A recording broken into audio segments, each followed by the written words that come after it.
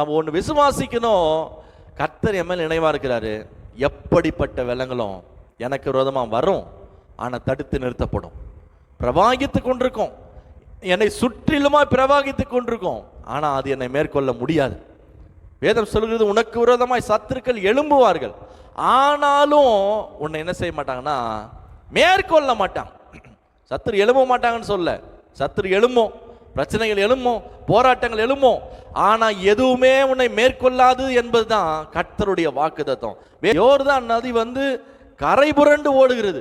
அப்படி ஓடும் போது கர்த்தர் நம்ம மேல் நினைத்திருந்தா, நமக்குள்ள விசுவாசம் இருக்கணும். கர்த்தர் என் நினைவா இருக்கிறன்னா, அந்த ஆசாரியனுடைய கால்கள் பட்ட மாத்திரத்தில் அந்த தண்ணீர் என்ன செய்யுதுன்னா ஒரு பெரிய மதில் சுவரை போல ஒரு குவியலாய் கர்த்தர் நிற்க பண்ணுகிறார். காரணம் என்ன?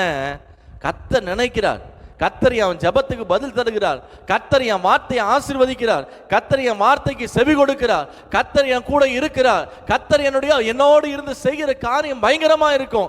இந்த நம்பிக்கை, இந்த விசுவாசம் தான் அந்த தண்ணீரை ஒரு குவியலா நிற்க வச்சுது. ஆமே, காலை நேரத்தில் நீங்க விசுவாசிங்க, கர்த்தர் என் மேல் நினைத்திருந்தா, என் மேல் நினைவா இருந்தா எப்படிப்பட்ட வெள்ளங்களும் தடுத்து நிறுத்தப்படும். நீ எப்படிப்பட்ட சூழ்நிலை வேணா இருக்கட்டும், எப்படிப்பட்ட நிலைமை வேணா இருக்கட்டும், எப்படிப்பட்ட உபத்திரவம் வேணா இருக்கட்டும், அவைகள் தடுத்து நிறுத்த இந்த நேரம் கர்த்தர் உங்களுக்கு உதவி செய்வா.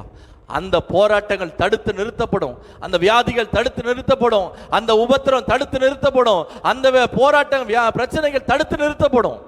கர்த்தரே நமக்கு உதவி செய்ய அவர் போதுமானவராய் இருக்கிறார். நம்ம